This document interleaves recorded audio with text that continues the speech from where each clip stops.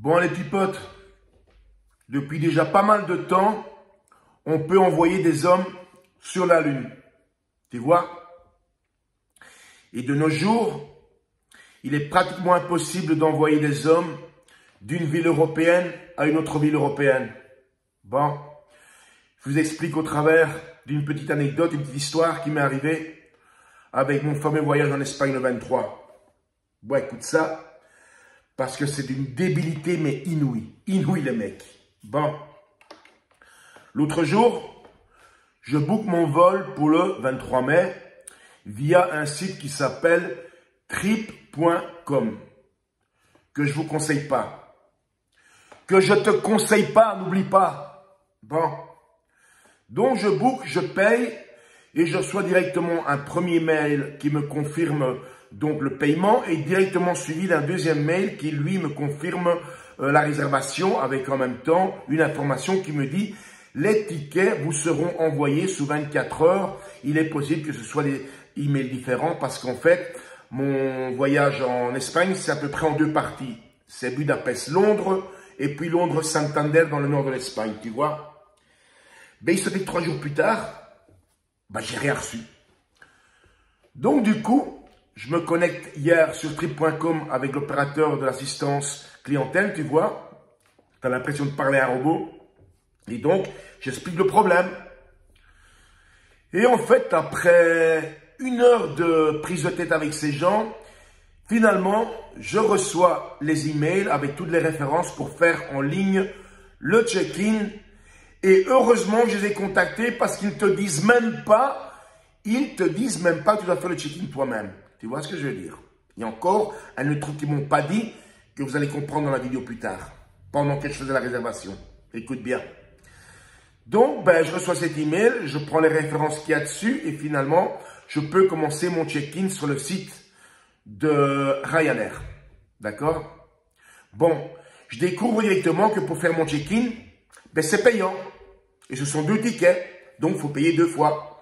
J'en suis presque à 20 €. Donc c'est 20 € supplémentaires, donc qui n'était même pas stipulé au moment où tu achetais ton ticket. Parce qu'au moins, il devrait t'informer de ça, tu vois. Parce que mon ticket d'avion, finalement, il est plus cher que ce qui était prévu. C'est pas un problème, mais le truc, c'est qu'il ne t'informe pas, tu vois. Tu dois toujours informer le client. Bon, je commence à remplir le formulaire, mon nom, mon adresse et tout le blablabla. Et puis, à un moment donné, 2 cases où tu mets soit ton numéro de passeport, soit ton numéro de carte d'identité. On est en Europe, dans l'Union Européenne, ben, je mets mon numéro de carte d'identité puisque je voyage qu'avec ça pour le moment. D'accord? Alors, au moment où je clique pour faire donc le check-in, il y a une fenêtre qui apparaît et qui me dit « Confirmez que vous êtes bien résident en Grande-Bretagne ou pas. » Ben, moi, je ne le suis pas. Du coup, tiens-toi bien, une deuxième fenêtre arrive qui me dit que pour passer par Londres, pour transiter par Londres, ça veut dire je ne sors même pas de l'aéroport, je transite. J'ai besoin d'un passeport. Parce que ces comptes ne font plus partie de l'Union Européenne, tu vois. Et on te demande encore un passeport. Et moi, il se fait, passeport, je veux bien, j'en ai un, mais il est périmé depuis l'année passée, tu vois. Parce que moi, j'ai pas besoin de renouveler mon passeport, je vis dans l'Union Européenne, tu peux bouger avec une carte d'identité, c'est plus que suffisant, tu vois. Bon, vous allez me dire, bah, faites-toi un nouveau passeport. Moi, je veux bien, mais moi, je fais tout ce que je fais avec intelligence et logique, tu vois. Alors, déjà aller à l'ambassade belge lundi demander un nouveau passeport, ça va prendre entre 2 et 3 semaines. Mais c'est pas ça le problème.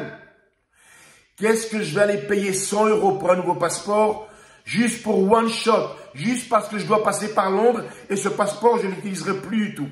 Tu vois, ça veut dire mon ticket d'avion, plus de check-in, plus de passeport, ça va me coûter plus cher que d'aller au Brésil, tu vois. Donc, lundi, je vais devoir aller à l'ambassade belge avec mon passeport périmé et leur demander si éventuellement ils peuvent me faire une extension de passeport de 6 mois, comme ça se fait, on me l'a déjà fait, ou alors, éventuellement, ben, un document de voyage, tu vois. Et en même temps, j'appellerai l'ambassade d'Angleterre pour voir ce qu'il en est pour cette histoire de transit, tu vois. Peut-être qu'eux peuvent aussi me délivrer un document, on verra. Au pire des cas, ben, pas de problème, hein, je suis pas aux services sociaux, je m'achète un nouveau ticket d'avion. Mais alors là, accroche-toi bien. Bon, je regarde alors avec un ticket de nouveau par exemple, jusqu'à Madrid, tu vois, et puis un avion jusqu'à Santander, ou alors directement Budapest-Santander en passant par Madrid. Alors, juste un exemple, parce que alors là, plus médiocre que ça, tu peux pas trouver. Donc, je suis à 2400 km de Santander. Ok? Je l'ai déjà fait une fois en voiture, ça a duré 24 heures.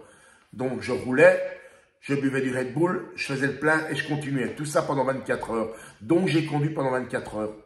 24 heures, ok? Retiens bien, 24 heures. Alors, l'exemple de booking le plus débile que j'ai trouvé pour la Santander, écoute-moi bien, 26 heures. 26 heures de Budapest à Cantabrie en Espagne dans le nord. Alors, tu pars de Budapest à Madrid et tu récupères un avion pour Santander que le lendemain. La totale, c'est 26 heures. Cerise sur le gâteau, tiens-toi bien, c'est le ticket le plus cher. Donc, en fait, tu payes plus pour te faire chier plus, tu vois. Ben, ça, c'est le monde dans lequel on vit. Ben ouais, ben c'est comme ça, mec.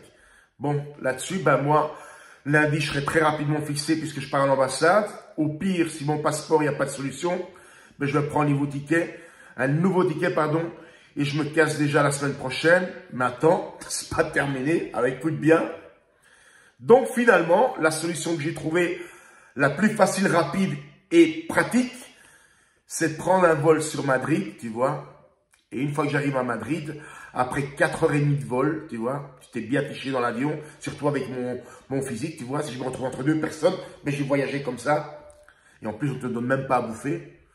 Et donc, une fois arrivé à Madrid, je dois louer une voiture pour monter dans le nord. C'est-à-dire 430 km. 4 heures de vol, tu arrives à peine à Madrid, t'es crevé, t'as pas terminé. Il te reste 4 heures de route. Bon, heureusement, les autoroutes en Espagne, elles sont nickel, mais quand même, faut se taper jusque-là. Tu vois? Ben voilà. Ça, c'est le monde ridicule et absurde dans lequel on vit. Alors qu'à l'époque, ben c'est simple comme tout. Tu allais dans une agence de voyage, tu réservais, tu payais, on te disait passer dans une demi-heure, vos tickets sont prêts, on te donne tes tickets en main, terminé, plus de soucis, plus de stress, tu vois. Maintenant, on vous met de la technologie, Internet, tout ce qu'on veut, pour vous foutre dans la merde, et rien de plus. Je te jure, je suis bien content d'avoir vécu à mon époque. D'ailleurs, j'en parlais encore avec un copain d'enfance, Didier, qui arrive à Budapest le 10 juin, qui va passer une semaine avec moi ici. On s'est retrouvés après 40 ans sur Facebook, tu vois. Et là, il est passé me voir à Budapest, on va rester à deux pendant une semaine ici. Bon, là-dessus, les petits potes, je me prépare pour aller à la salle tout doucement. On se voit sur la prochaine. Ciao.